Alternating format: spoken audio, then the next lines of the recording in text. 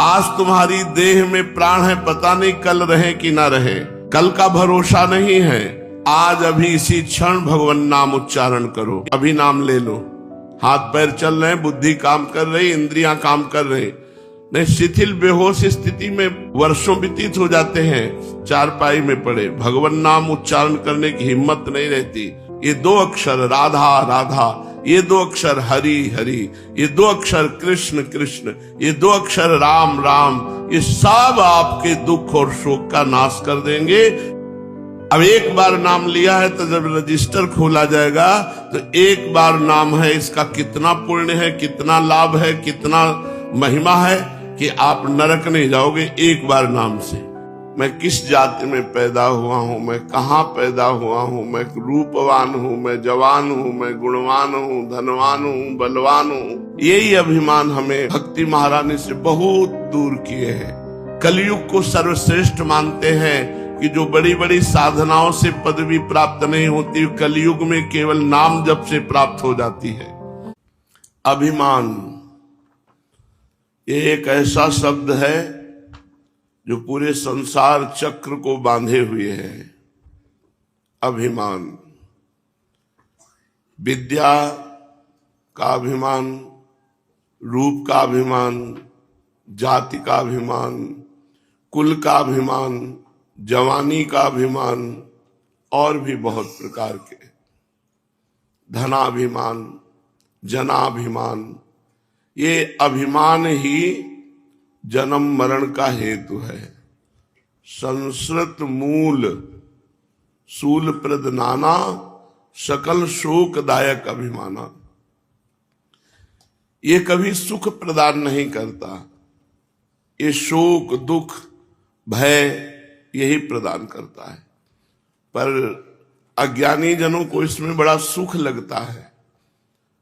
जाति का अभिमान, धन का अभिमान, तो एक सुख की अनुभूति उनको होती है अज्ञानियों को। इसी अभिमान वृत्ति का त्याग कर दिया जाए तो भगवदानंद हृदय में जो है वही स्फुरित होने लगे। और हमारी मांग विषयानंद नहीं है, भगवदानंद है। विषयों में आनंद की खोज करना मानो जीवन को बर्बाद कर देना है, पूरे जीवन को व्यर्थ कर देना। पर है बड़ा कठिन। सहज प्रवाह मन और इंद्रियों का प्रकृति की तरफ ही होता है, परमात्मा की तरफ तो साधना के द्वारा लगाया जाता है। और साधना करते हुए भी यदि अहंकार हो जाए तो भी वो साधना व्यर्थ हो गई। तो ये अहंकार जो है, ये भगवान की जब विशुद्ध कृपा होती है तब इसका नाश होता है। नाश दो प्रकार से होता है, एक ज्ञान का प्रादुर्भाव होकर अहंकार का नाश करना, और एक परिस्थिति, ऐसी परिस्थिति प्रकट कर देना सर्वनाश की लीला कि उसका अहंकार चूर चूर हो जाता है। अगर भक्त में कहीं थोड़ा भी अहंकार हो तो भगवान को बर्दाश्त नहीं होता।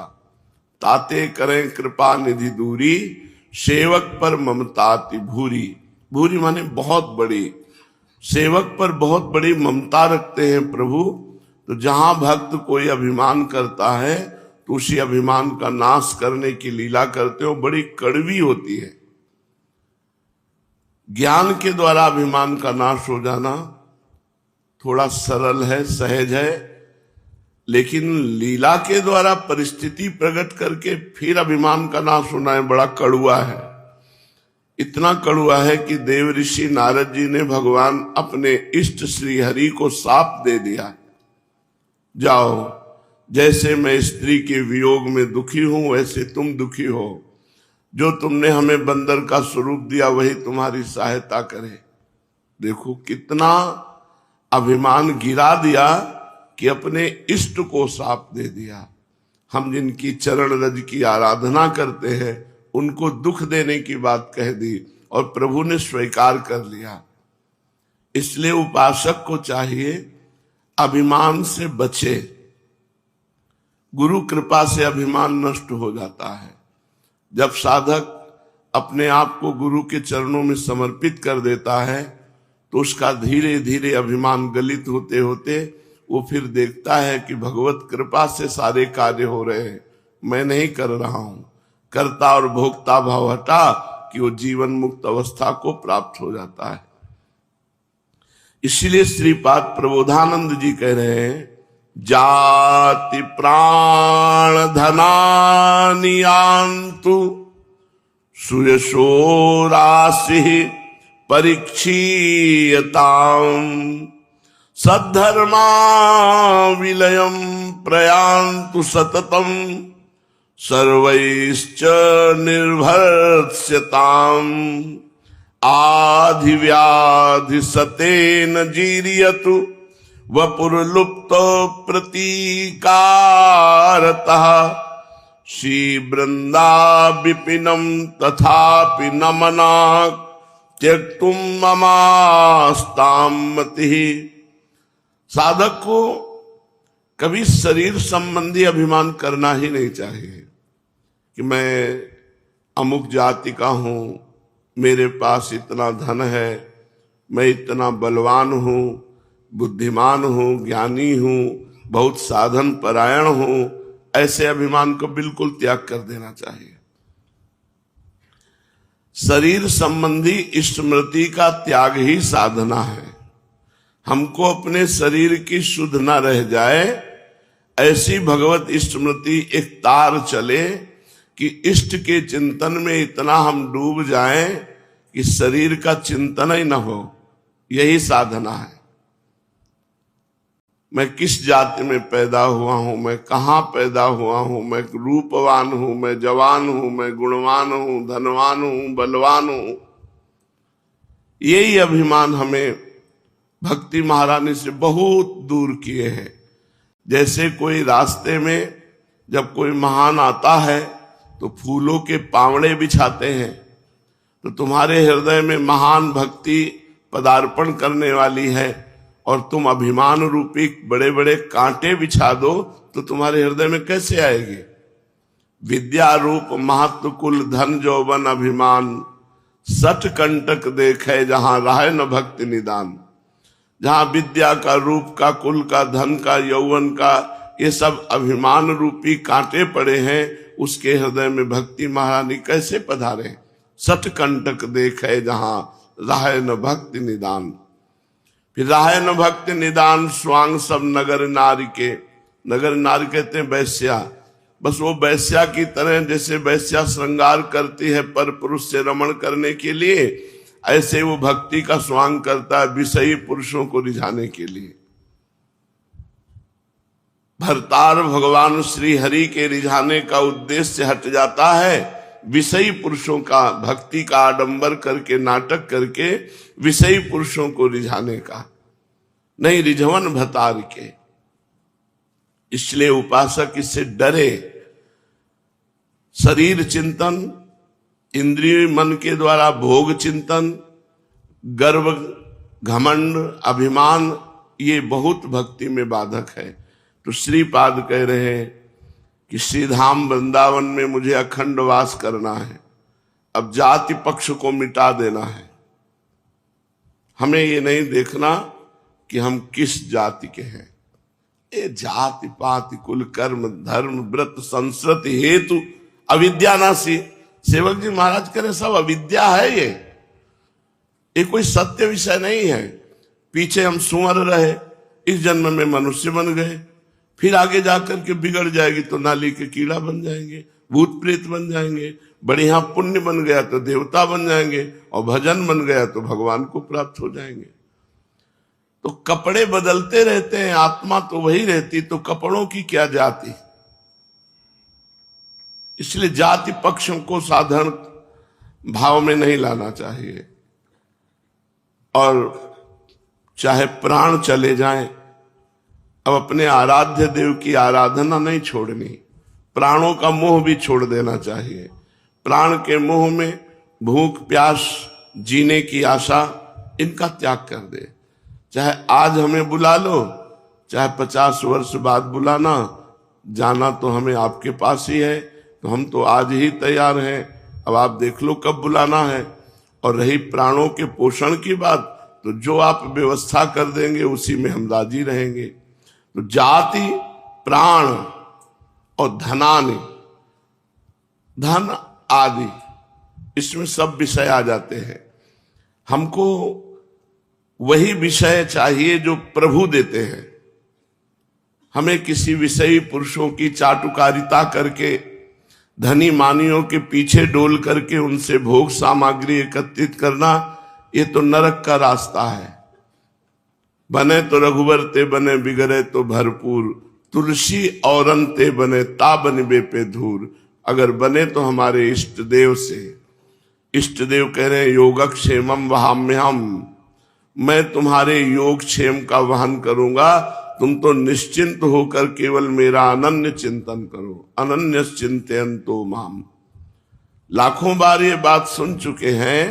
अनन्य चिंतयन्तो माम, क्या ऐसी स्थिति आ रही है हृदय में कि अपने श्यामा श्याम के सिवा हम और कुछ सुनना न चाहें, देखना न चाहें, और किसी से कुछ पाना न चाहें? दे तो श्यामा श्याम दे। कैसे जानेंगे कि श्यामा श्याम दे रहा है? कैसे जानेंगे मेरा प्रभु दे रहा है?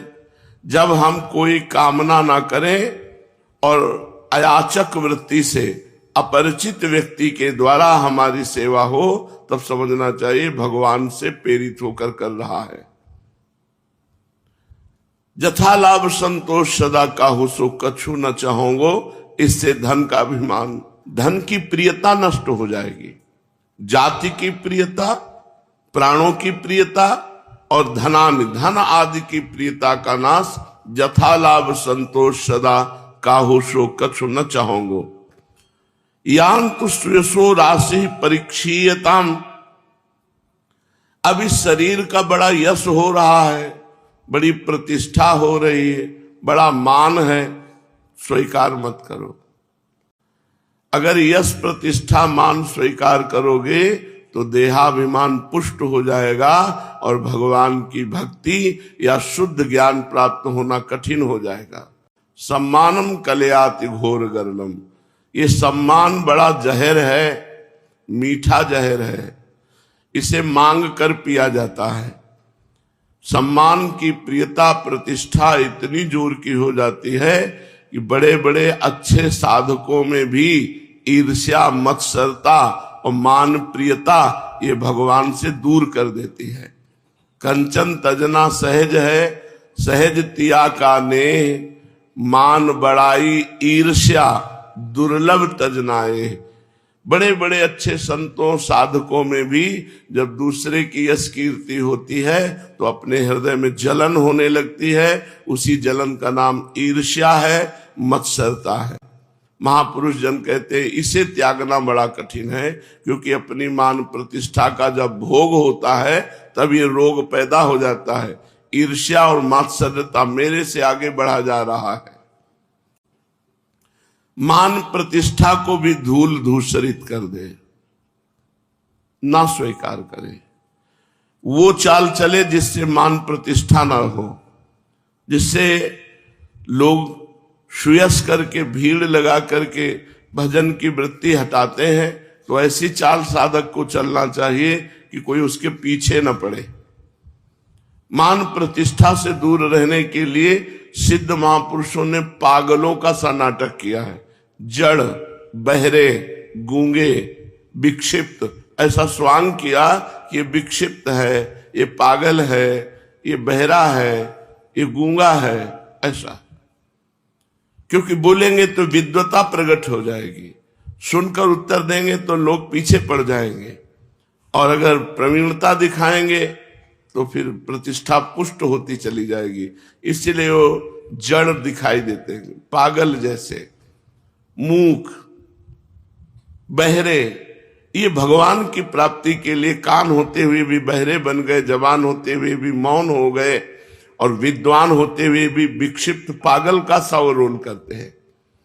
इसलिए श्रीपाद कह रहे हैं सुयसो राशि परीक्षीयताम, सुयस हमारा क्षीण हो जाए।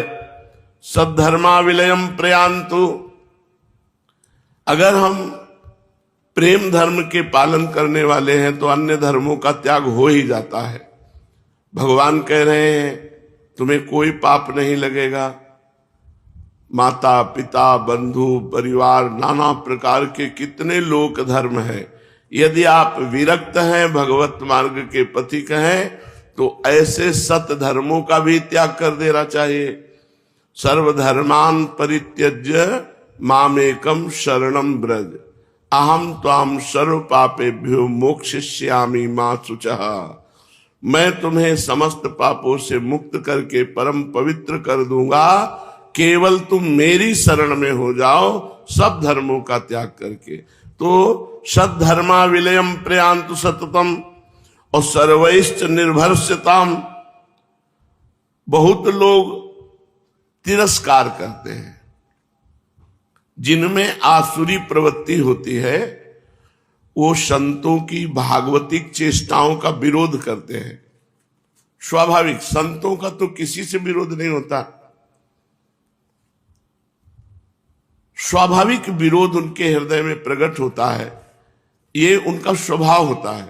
जहां तनिक भी आसुरी प्रवृत्ति होगी तो संतों की मंगलमयी चेष्टा होती है, नाम कीर्तन करना, भगवत कथा वार्ता करना, तो उनका हृदय जलता है और उस जलन में वो संतों का विरोध करते हैं, संतों का तिरस्कार करते हैं।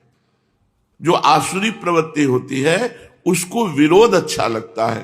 तो श्रीपाद कह रहे हैं सततम सर्वस्व निर्भरस्यताम। तो यदि कोई अपमान करे, तिरस्कार करे, तो उसे सहना, झुक जाना, हार जाना, ये हमारा धर्म है। भा भ्रष्टाचारा सब संसारा धर्म सुने नहीं काना, कलिकाल बिहाल किए मनुजा नहीं माने को अनुजा तनुजा।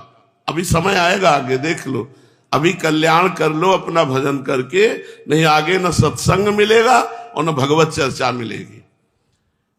व्यापार सत्संग बना लिया गया, उपदेश व्यापार बना लिया गया। जो जो जो जो धीरे धीरे सत्य वस्तु का अपहरण होता चला जा रहा है, और जहां सत्य वस्तु होती उसका विरोध होता है। उनके द्वारा किए हुए अपमान और प्रतिकूलता को आनंद पूर्वक सह लेना, इस श्रीपाद प्रबोधानंद जी कहते सर्वैश चनिर्भरस्यताम। सब लोग मिलकर के यदि निंदा करें, सब लोग मिलकर तिरस्कार करें, तो भी अपने मार्ग में स्थित रहे, कभी विचलित ना हो। आधी बाहर दैवी प्रकृति के द्वारा जो कष्ट मिलता है उसे आदि कहते हैं। सर्दी है, गर्मी है, प्रतिकूलता है, तिरस्कार है, निंदा है, ये सब आदि के अंतर्गत आते हैं। और व्याधि शरीर के रोग के अंतर्गत आते हैं। इस मार्ग के उपासक को बहुत परिपक्व रहना चाहिए।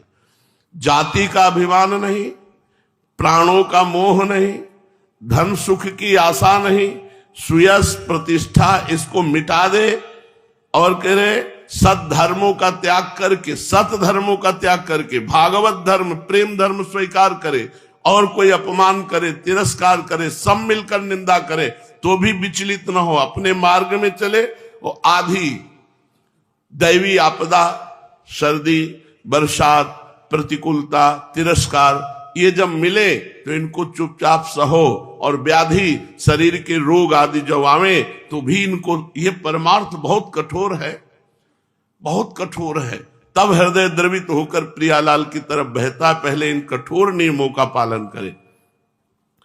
व्याधि सतेन सैकड़ों रोग हो जाए तो चुपचाप उनको सहे। जीरियतु वपुर लुप्त प्रतिकारता, कोई प्रतिकार ना करे, इनका विरोध ना करे।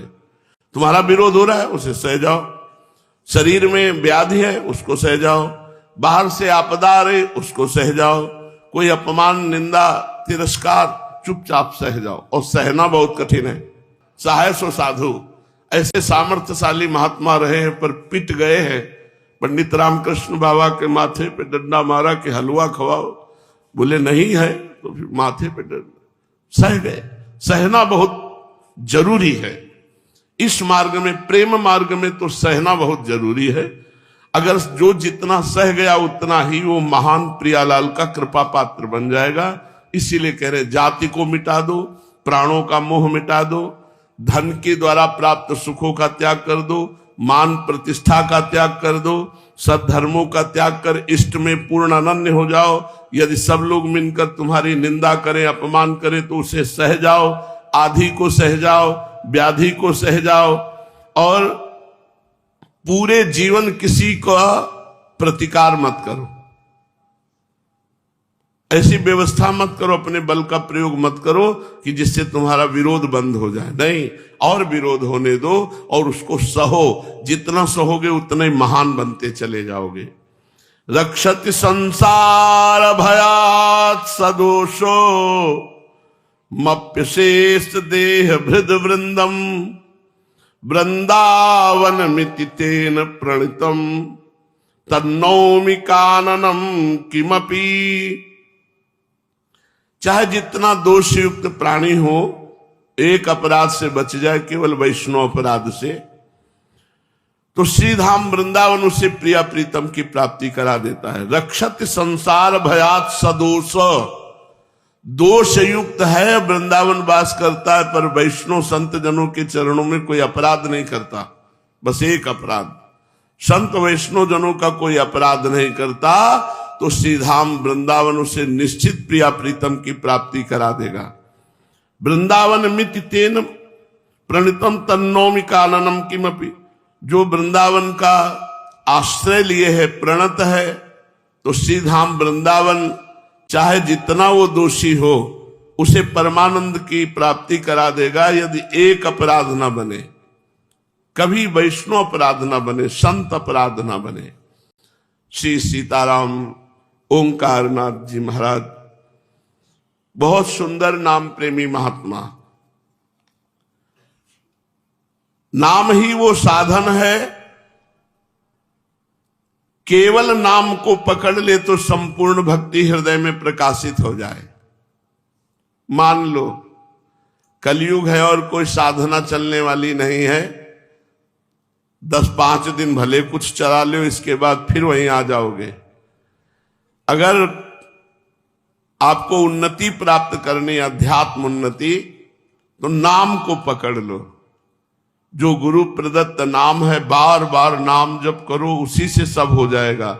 सीताराम दास जी महाराज कह रहे, नाम ही वो साधन है जिसे पकड़ लेने से संपूर्ण भक्ति प्राप्त होती है।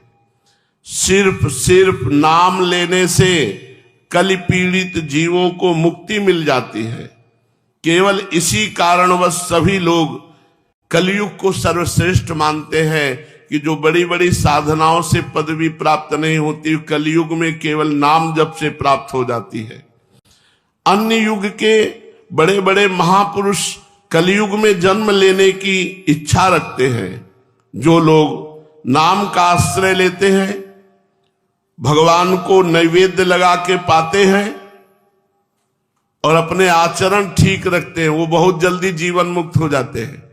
समझिए, जो लोग नाम जप करते हैं, भगवान को भोग लगा के ही प्रसाद पाते हैं, इतने से ही उनके आचरण तो पवित्र हो ही जाएंगे, क्योंकि आहार पवित्र और नाम जप है, बोले निश्चित भगवत प्राप्ति हो जाएगी। सीताराम दास जी महाराज कह रहे, बिना भगवान को भोग लगाए कुछ खाओ मती।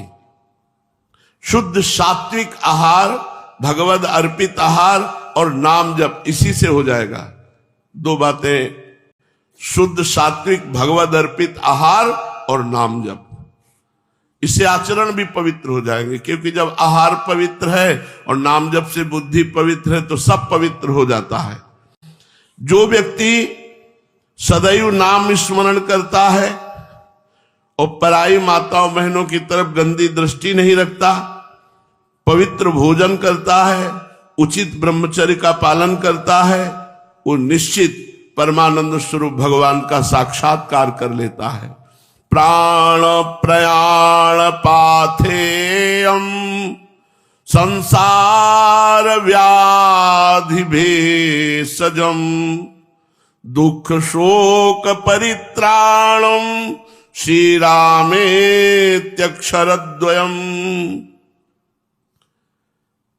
हरि, कृष्ण, राधा, राम, ये जो दो अक्षरों का भगवान का नाम है, शरीर रहते यहां सुख प्रदान करेगा और शरीर छूटने के बाद ये प्राण पाथेय है, जो हमारा रास्ता है शरीर छूटने के बाद उसमें सुख प्रदान करते हुए भगवान के धाम तक पहुंचाने की महिमा नाम में है। संसार रूपी रोग की अचूक औषधि है नाम। जासु नाम भव भेषज, भव भेषज संसार रूपी रोग की अचूक औषधि और दुख शोक परित्राणम, दुख से शोक से रक्षा कर लेने की सामर्थ्य केवल नाम में है। देखो सब दुखी हैं जो भगवान से विमुख है। अगर दुख से बचना है, शोक से बचना है, तो भगवान का नाम स्वयं जपो। ये जब तक अपनी जिह्वा से नहीं जपोगे तब तक तुम्हारा वास्तविक शोक दूर नहीं होगा, दुख दूर नहीं होगा। और इसमें क्या मेहनत लगती है, राधा राधा राधा राधा। शोक दुख इनसे सदैव सदैव के लिए छुटकारा सब लोग चाहते हैं कि कभी शोकित ना हो, कभी दुखित ना हो, लेकिन ऐसा चाहते हैं कि हम कुछ ले दे के हमारी ऐसी स्थिति हो जाए कि मैं शोक और दुख से बच जाऊं, तो कदापि नहीं। वास्तविक शोक और दुख से बचने का उपाय कि अपनी जिह्वा से नाम जप करो। जब आप नाम जप करोगे तो शोक दुख परित्राणम, ये दो अक्षर राधा राधा, ये दो अक्षर हरि हरि, ये दो अक्षर कृष्ण कृष्ण, ये दो अक्षर राम राम, ये सब आपके दुख और शोक का नाश कर देंगे और भव समुद्र से आपकी रक्षा कर लेंगे। देह त्याग के पश्चात जो नाम जप नहीं करता तो यमदूत मारते हुए ले जाते हैं, मार कोड़ों की मार से। अब जिसने कभी यहां पौशाला नहीं खोला, पानी नहीं पिलाया, किसी को भोजन नहीं पाया, रास्ते में मार मार मार के वो प्यास से व्याकुल है तो एक बूंद पानी नहीं मिलेगा, क्योंकि तुमने कभी पिलाया ही नहीं किसी को। भूख से व्याकुल है, कभी भोजन नहीं पवाया। धूप लग रही, कभी तुमने छत्र दान नहीं किया। नीचे कंकड़ कांटे और तपती हुई बालू जैसी भूमि, तुमने कभी पादुका दान नहीं किया। शरीर में बड़ी तीक्ष्ण वायु लग रही, कभी वस्त्र दान नहीं किया। ये मनुष्य जीवन मिला है बहुत सुख प्राप्ति के लिए। खूब धर्म पूर्वक मेहनत करो और अपनी 4 रोटी में से 1 रोटी किसी को दे दो, वो तुम्हारे लिए बहुत बड़ा काम करेगी। तो जो परलोक में महायात्रा के समय सुख प्रदान करने वाला है वो नाम है।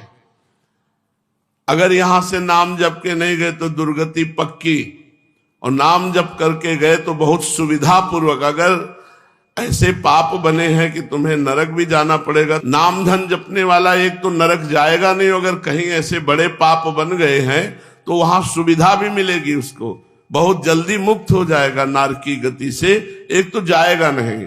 अगर वो कहीं प्रमादवश नाम के बल से पाप करता रहा तब तो जाना पड़ेगा, क्योंकि नाम जापक जो नरक जाएगा तो वो वही जाएगा जो नाम के बल से पाप करता रहा है। कि अरे राम राम शाम के कह लेंगे, दिन भर खूब पाप करो, तो नाम के बल से जो पाप किया जाता है वो फिर नरक में ही धुलाई होती है उसकी। अब लो नसानी अब ना न सही हो, आज तक पाप किया अब नहीं करूंगा और नाम जप करो, तब तो पाप तुम्हारे सब नष्ट हो जाएंगे। लेकिन नाम जप भी कर रहे हो, खूब पाप भी कर रहे हो, तो वो पाप नरक में जाकर तुम्हें धोना पड़ेगा। वहां जो दंड मिलेगा उससे तुम्हारा पाप का प्रायश्चित होगा।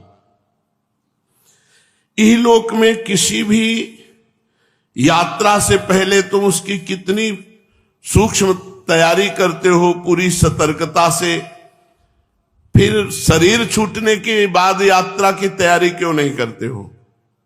कहीं जाना हो तो बड़ी तैयारी करते हो, रास्ते की तैयारी, वहां कहां जाना है, सब व्यवस्था। और शरीर छूटने के बाद तुम्हें कहां जाना है इसकी तुम्हें फिक्र नहीं।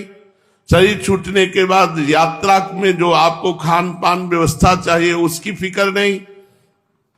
तो ये नाम है पाथेय। शरीर छूटने के बाद नाम तुम्हारा साथी होगा। तुम नाम ले लो। आज तुम्हारी देह में प्राण है, पता नहीं कल रहे कि ना रहे। कल का भरोसा नहीं है। आज अभी इसी क्षण भगवान नाम उच्चारण करो। एक दिन ऐसा आएगा कि तुम जीवित तो रहोगे लेकिन नाम लेने लायक नहीं रहोगे। अभी नाम ले लो। हाथ पैर चल रहे हैं, बुद्धि काम कर रही, इंद्रियां काम कर रही, नहीं शिथिल बेहोश स्थिति में वर्षों व्यतीत हो जाते हैं, चारपाई में पड़े। भगवान नाम उच्चारण करने की हिम्मत नहीं रहती, भाव नहीं रहता, सामर्थ्य नहीं रहती।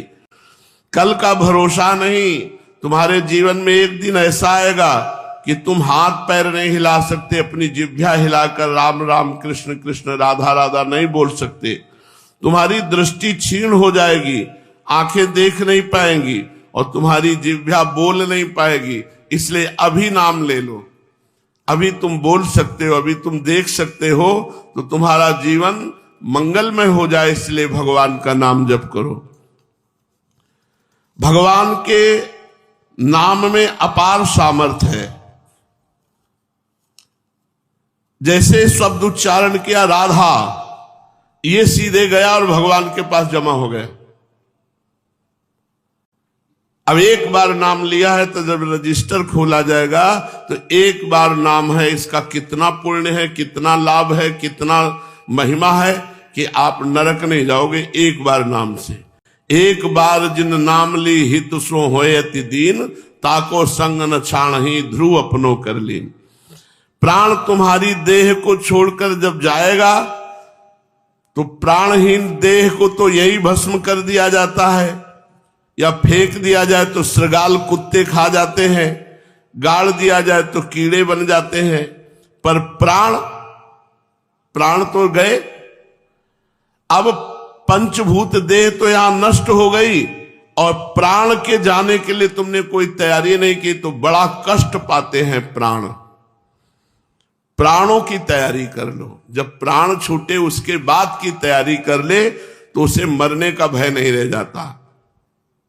हर श्वास, प्राणों का काम है श्वास का आना और जाना, श्वासोच्छ्वास कहते इसे। हर श्वास में आने जाने में यदि नाम जप कर रहे हो प्रतिपल प्रतिक्षण प्रतिदिन, तो तुम समझ लो अपनी महायात्रा के लिए सब सुविधा जमा कर रहे हो। यदि तुम हर श्वास नाम जप कर रहे हो तो महायात्रा जब शरीर छूटेगा तो उसके लिए तुम सुविधा कर रहे हो।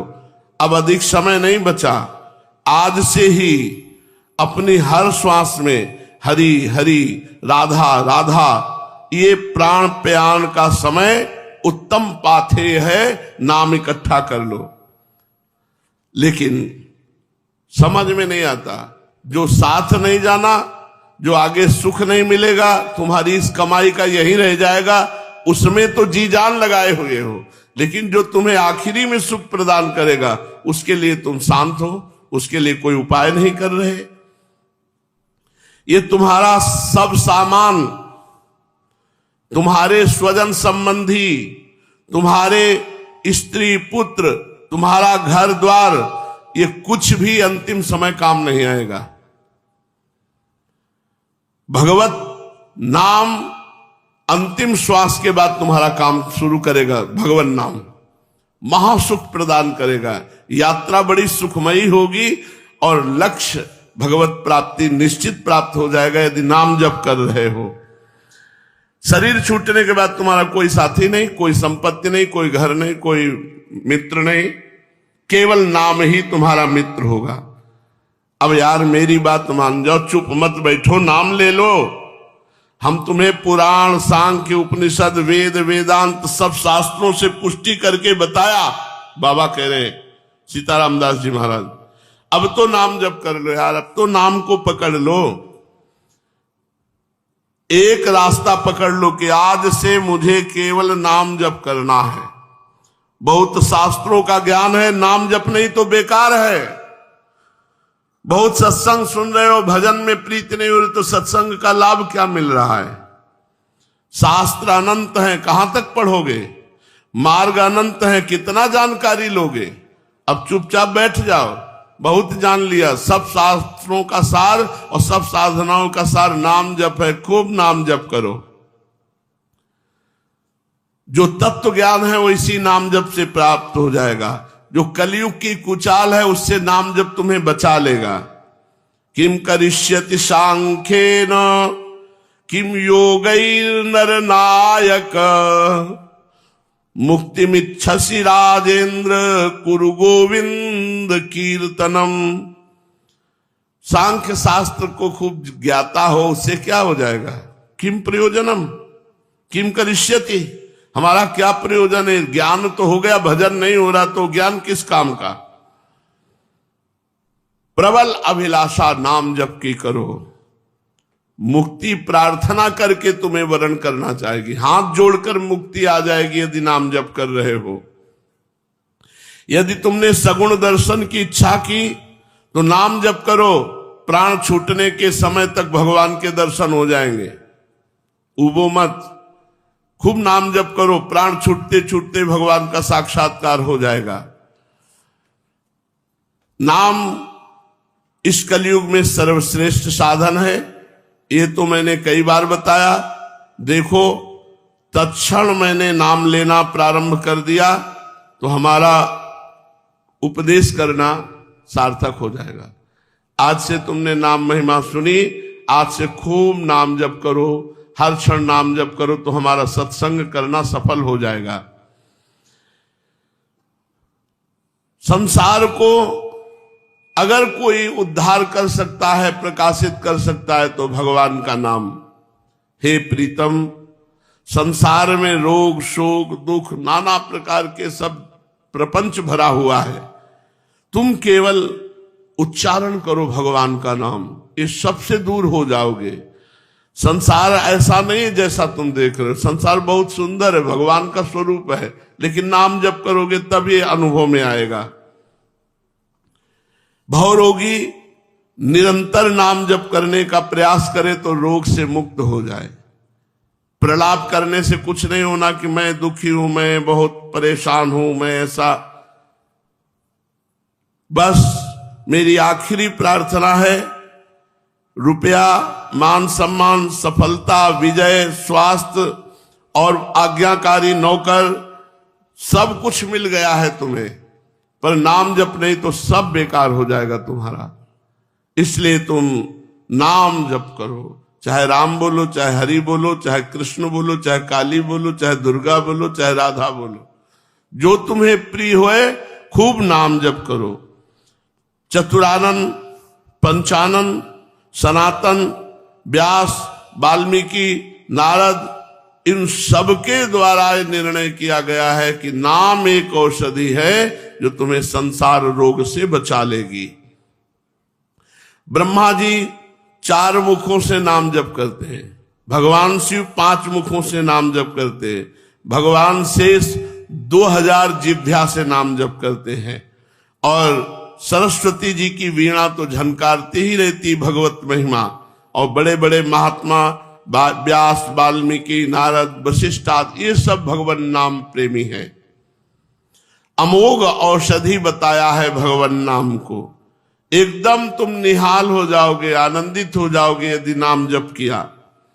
अनेक भव रोग पीड़ित स्वस्थ हो गए, अर्थात भव समुद्र से पार हो गए।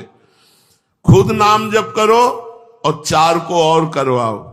जो तुम्हारे रिश्ते नातेदार हैं, पुत्र आदि हैं, परिवार के जन, उनको प्रेरणा करो, प्यार से प्रेरणा करो, शास्त्र सम्मत प्रेरणा करो कि वो भी नाम जप करे। आप जप करो और दूसरों से जप कराओ तो बहुत जल्दी तुम्हारा मंगल हो जाएगा।